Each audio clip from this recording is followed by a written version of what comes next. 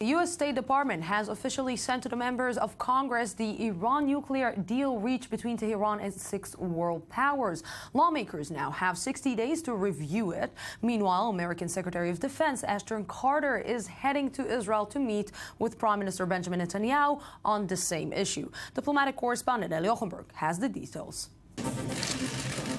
The Iran nuclear agreement aftermath, or more accurately, after fight, keeps on boiling as Israeli Prime Minister Benjamin Netanyahu received unexpected support for his case against Tehran from none other than the Islamic Republic's supreme leader Ayatollah Ali Khamenei.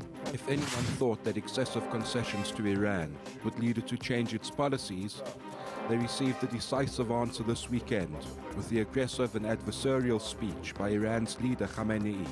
We have repeatedly said we don't negotiate with Washington on regional or international affairs, not even on bilateral issues. The Iranians are not even trying to hide the fact that they will use the hundreds of millions that they will get from this deal in order to arm their terror machine. Whether the deal is approved or not, we will never stop supporting our friends in the region, the people of Palestine, Yemen, Syria, Iraq, Bahrain, and Lebanon.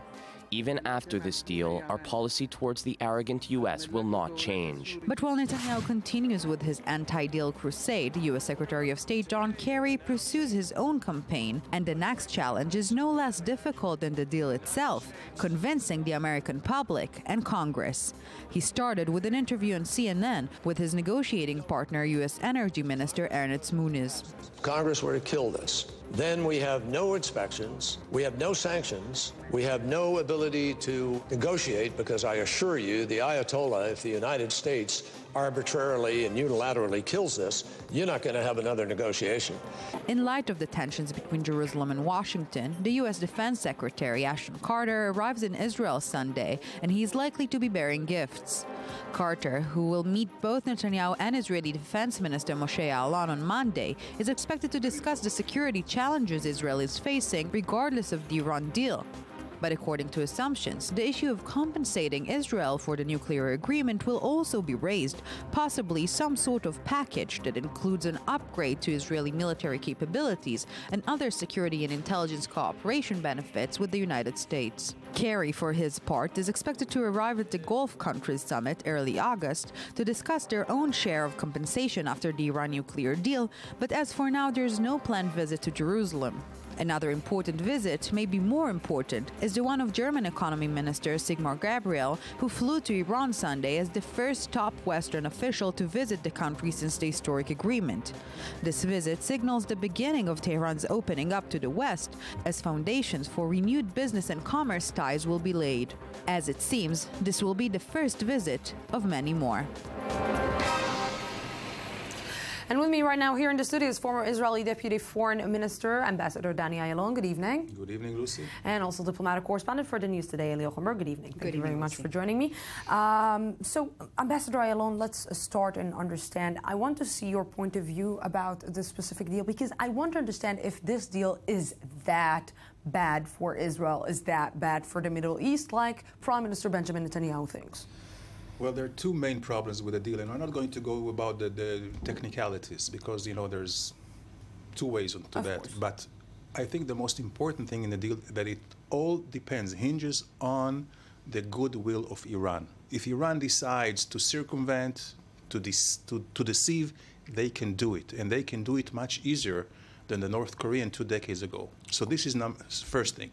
Secondly, I think that since the deal itself was exclusively over the nuclear issue and not about the terrorism and subversion and extreme ideology against Israel and the U.S., then it gives Iran more power now and more legitimacy to pursue its very dangerous policies on these other issues. You know, I want to see what is happening right now, because just on the weekend, we heard a statement from the White House saying to Israel that we are going to increase the security money that we're going to send Israel. We are coming. We're sending Ashton Carter. We are doing everything to reassure your security, to reassure the stability of the region and to keep you stable in the region. So I don't understand why Prime Minister Benjamin Netanyahu is going on a media blitz, is going to the Congress, is going to explain to the rest of the world that this is such a bad deal, when at the end of the day he's getting exactly what he wants and even double?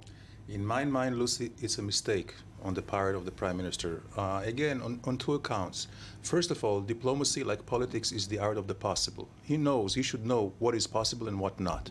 And in my mind, it is impossible now to persuade Congress to override a veto. He needs 13 Democratic senators, about 30 members of the House of Representatives. There's no way he can do it a year before elections, especially when Hillary Clinton fully is behind the deal and behind the president.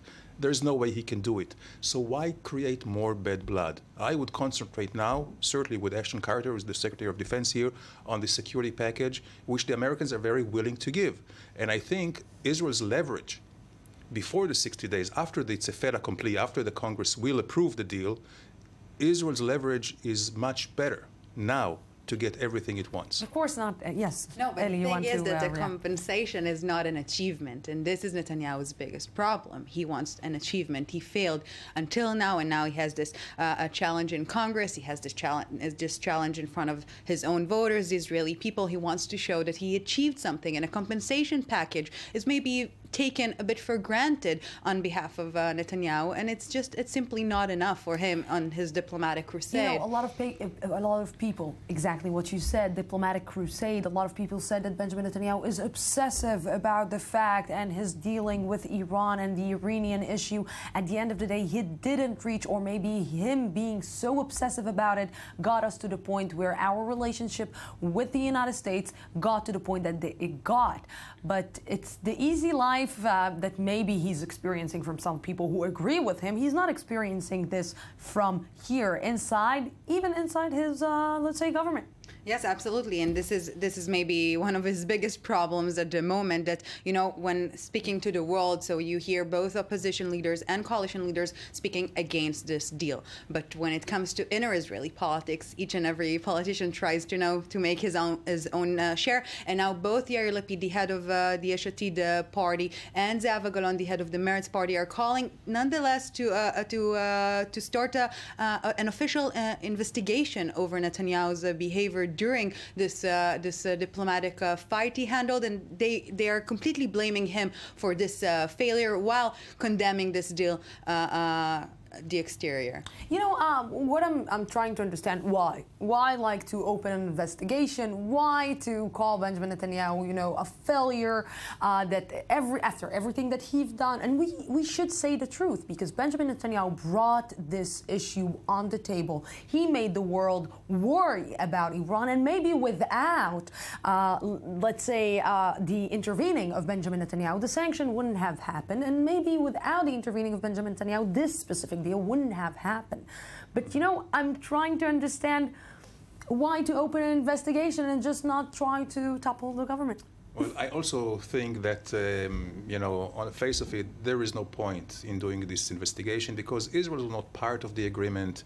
The agreement would have gone whether Israel was doing this or that. It was beyond our reach and beyond our influence. And as Ellie Hochenberg said, it's politics. I think they don't have any other things to now to stick into the eyes of the government. So this is kind of a low-hanging fruit since it's such a major issue, so that they're going to do it. I don't think it will fly because they don't have the majority in the Knesset to order a specific special investigation. So they're going to make a lot of mileage in the media for that. Not only a lot of mileage, but Yair Lapid is gaining a lot of popularity in the opposition about these steps, because the opposition itself, the head of the opposition himself, is actually not sounding very anti-Benjamin Netanyahu and anti the foreign policy of Benjamin Netanyahu. Yes, only in the last hour, Isaac Herzog, the head of the Zionist Union, emphasized yet again that he's not going to join Netanyahu, that he's not going to collaborate with him. But under the surface, we see meetings, we see briefings, we see a sense of closeness between the two. And we've been talking about this void of leadership in the center-left factions in Israel since the elections. Yair Lapid and Herzog are fighting over who will lead the opposition. And what can I say? As it seems for now, Lapid is doing a decent job as being, you know, the blunt, sassy voice against Netanyahu, while Herzog is... This is because Herzog is conflicted. there's nothing more he wants than to become Minister of Foreign Affairs.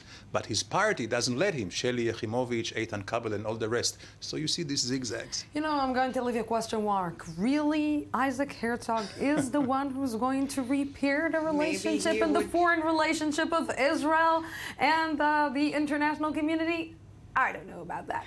Thank you very, very much for being with me in this part. Thank you.